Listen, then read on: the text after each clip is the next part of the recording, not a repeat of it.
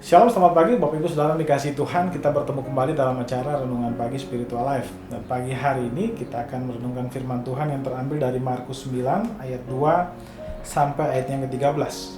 Saya akan membacakan bagian firman Tuhan ini bagi Bapak Ibu Saudara. Judul perikop ini adalah Yesus dimuliakan di atas gunung. 6 hari kemudian Yesus membawa Petrus, Yakobus, dan Yohanes dan bersama-sama dengan mereka ia naik ke sebuah gunung yang tinggi. Di situ mereka sendiri saja.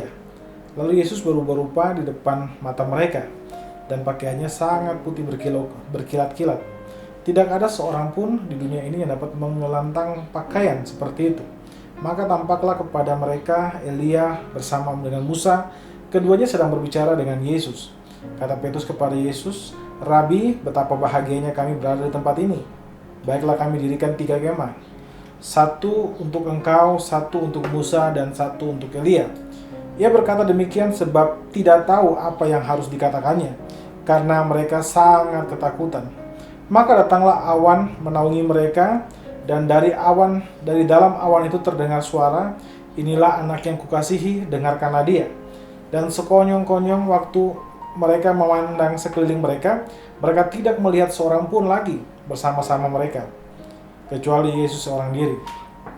Pada waktu mereka turun dari gunung itu, Yesus berpesan kepada mereka supaya mereka jangan menceritakan kepada seorang pun apa yang telah mereka lihat itu, sebelum Anak Manusia bangkit dari antara orang mati.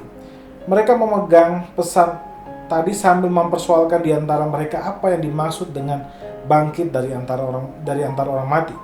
Lalu mereka bertanya kepadanya, mengapa ahli-ahli Taurat berkata bahwa Elia harus datang dahulu. Jawab Yesus, memang Elia akan datang dahulu dan memulihkan segala sesuatu. Hanya bagaimanakah dengan yang ada tertulis mengenai Anak Manusia, bahwa ia akan banyak menderita dan akan dihinakan?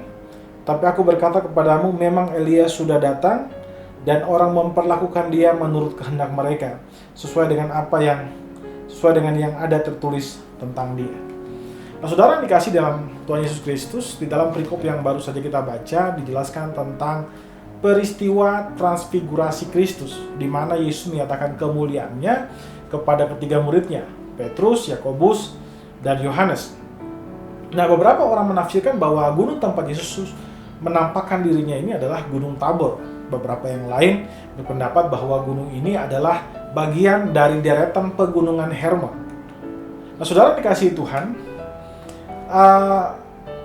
dikatakan di sini bahwa pada satu ketika Yesus mengajak murid-muridnya ini pergi ke gunung tersebut, dan di sana Yesus kemudian menampakkan kemuliaannya. Ia menampakkan kemuliaannya dengan pakaian yang berkilat-kilat, dan terlihat juga di sana pada saat itu nampak sosok Musa dan Elia yang sedang bercakap-cakap dengan Kristus. Lalu kemudian terlihat juga awan kemuliaan Allah datang menaungi mereka, dan dari dalam awan itu terdengar suara, "Inilah anak yang kukasihi, dengarkanlah dia." Nah, saudara, Markus menempatkan kisah tentang transfigurasi Kristus ini setelah pemberitahuan tentang penderitaan Kristus, yaitu di perikop sebelumnya. Nah, hal ini memberikan suatu pesan yang mengkonfirmasi tentang siapakah Yesus sesungguhnya. Dan pengalaman yang dilihat oleh Petrus, Yakobus, dan Yohanes ini, mereka melihat kemuliaan Allah dan mereka bisa mengenal siapa sebenarnya sosok Yesus sebenarnya. Dan pengalaman ini ternyata memberikan kekuatan kepada mereka pada saat mereka akan memasuki masa-masa kelam dalam hidup mereka, yaitu pada masa di mana Kristus akan disalibkan.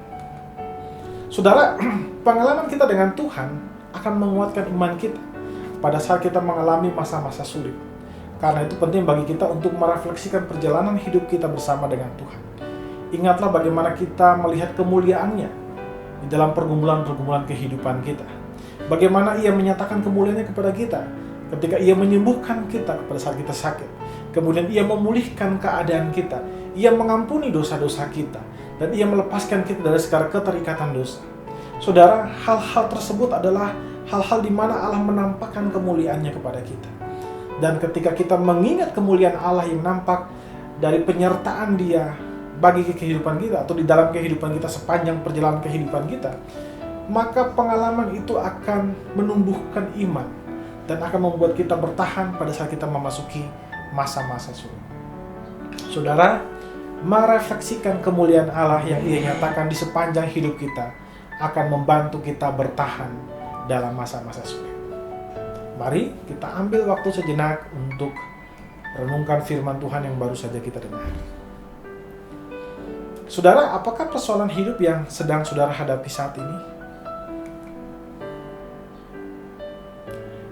Saudara, mari kita mengambil waktu sejenak untuk mengingat semua kebaikan Tuhan dalam kehidupan saudara. Ingatlah bagaimana Ia menolong saudara, Ia menyembuhkan saudara, Ia memulihkan keadaan saudara. Berdoalah agar Tuhan memberikan saudara kemampuan untuk selalu merasakan dan melihat kemuliaan Allah, dan percayalah kepada rencananya.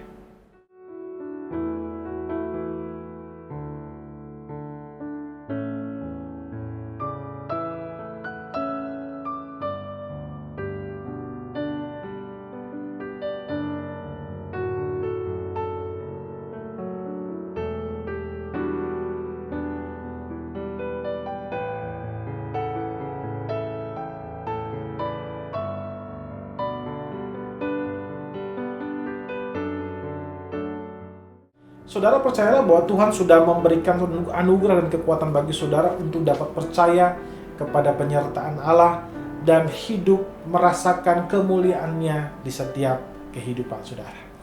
Mari kita tundukkan kepala, kita berdoa. Ya Tuhan Allah Bapa kami bersyukur buat kasih dan karunia bagi kami Tuhan. Terima kasih jika hari ini Engkau izinkan kami untuk bisa bersama-sama merenungkan firman Tuhan. Saya percaya bahwa semua atas anugerah Tuhan Yesus. Dan jika firman Tuhan hari ini mengajar kami untuk bisa merefleksikan kemuliaan-Mu yang Engkau nampakkan di dalam sepanjang perjalanan kehidupan kami, kami berdoa Tuhan supaya kami boleh merasakan hal itu dan pengalaman-pengalaman di mana Engkau menyatakan kemuliaan-Nya kepada kami, itu menjadi pengalaman yang berharga yang memampukan kami untuk bertahan di dalam masa-masa sulit seperti saat ini Tuhan.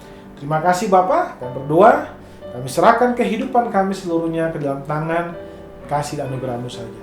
Haleluya, amin.